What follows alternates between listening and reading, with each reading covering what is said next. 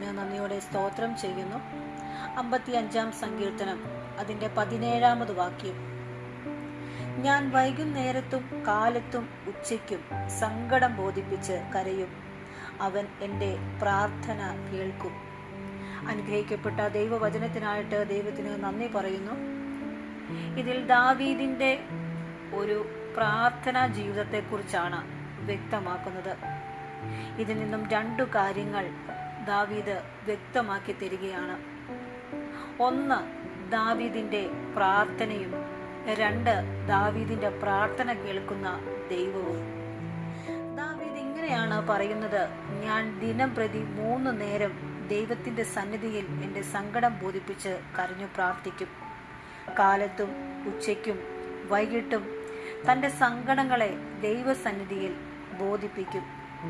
ഒരുപക്ഷെ ദാവീദിന് മറ്റു പലരും ഉണ്ടാകാം തൻ്റെ സങ്കടങ്ങൾ പറയുവാനും പങ്കുവെക്കുവാനും. പക്ഷെ ഒരു കാര്യം ദാവീദിന് വ്യക്തമായിട്ട് അറിയാം: ആരെല്ലാം തൻ്റെ സങ്കടങ്ങൾ കേട്ടാലും ആരോടൊക്കെ താൻ പങ്കുവച്ചാലും അതിൽ ഒരു ഫലവുമില്ല. മറിച്ച് ദൈവസന്നിധിയിൽ തൻ്റെ സങ്കടങ്ങൾ പങ്കുവച്ചെങ്കിൽ മാത്രമേ അതിന് പരിഹാരമുണ്ടാകുകയുള്ളൂ എന്ന്. അതുകൊണ്ട് താൻ സമയത്തെ വേർതിരിച്ച് ദൈവസന്നിധിയിൽ സങ്കടങ്ങളെ ബോധിപ്പിച്ച് കരയുന്ന ഒരു പതിവുണ്ടായിരുന്നു. അടുത്ത വാക്യം ഇങ്ങനെ പറയുന്നു: ദൈവം എൻ്റെ പ്രാർത്ഥന കേൾക്കും എന്ന്. താൻ ദൈവസന്നിധിയിൽ 3 നേരവും സങ്കടം ബോധിപ്പിക്കുന്നത് വൃഥാവാകുകയില്ല. എൻ്റെ പ്രാർത്ഥന കേൾക്കുന്ന, എൻ്റെ കണ്ണുനീർ കാണുന്ന, എൻ്റെ അഭയയാചന കേൾക്കുന്ന ഒരു ദൈവമുണ്ട് എന്ന് ദാവീദ് ഉറച്ചു വിശ്വസിക്കുന്നു.